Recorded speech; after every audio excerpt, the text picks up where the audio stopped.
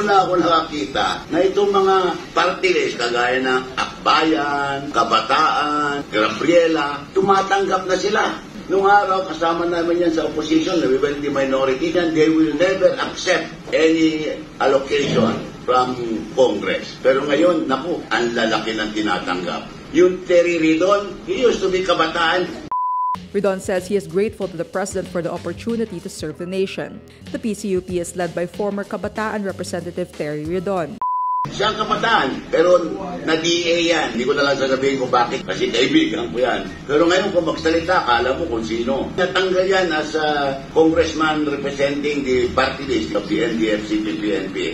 Ngayon, kung magsalita, para pabor na pabor kay BBM, kontra na kontra kay Vice President Sara. Pero yun, galaw lang nila yan para makakuha ng pabor. Unlike before na ayaw nilang tumanggap, any form of favor, ayaw nilang tumanggap. Sinasabi ko pa nga nun dahil minority kami.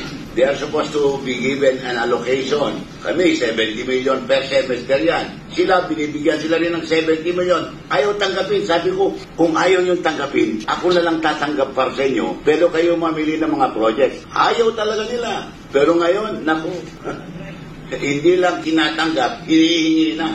That's how they operate.